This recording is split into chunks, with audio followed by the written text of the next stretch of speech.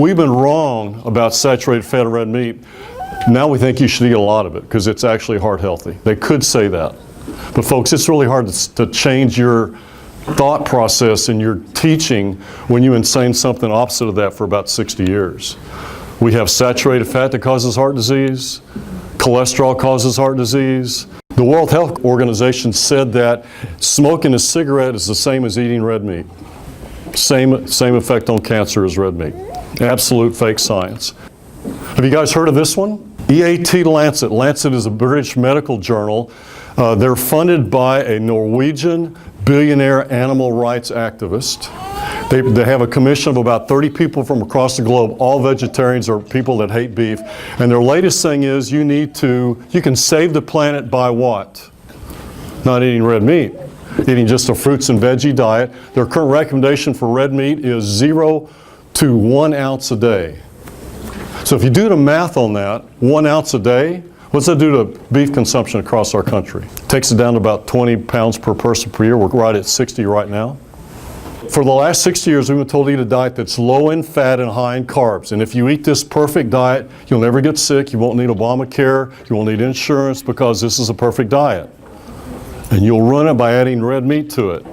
And it all started with this guy here named Ancel Keys. He postulated that saturated fat, high red meat in the diet is what causes premature death. And he was very, very convincing. He convinced this guy from South Dakota named George McGovern, senator, and his vegetarian staffer to institute the nutritional guidelines for Americans, which come out every 5 years. It's based on a committee by the HHS and the USDA. Every 5 years they say don't eat red meat, lower your intake of fat and increase carbohydrates. This last year that they came out in 2015, they said don't eat red meat, 1, because it's bad for your health, 2, because it destroys the planet from CO2. That's your USDA talking. Fake science has affected our industry now for about 60 years because of this guy right here. So we listened. We eat more grains, fruits, and veggies, less red meat, milk, and eggs. Veggie oils have replaced animal fats. We've gone from beef to chicken, beef to fish, whole milk to skim. And we're told to eat a low-fat, high-carb diet. That's the remedy. Does going to this diet reduce obesity, etc.?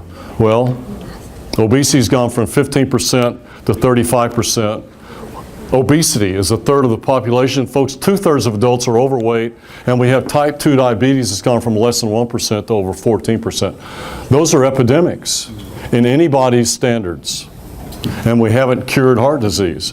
And this diet was supposed to do all 3 of those things. Lower obesity, lower diabetes, and cure heart disease. It hasn't done it. Not even close.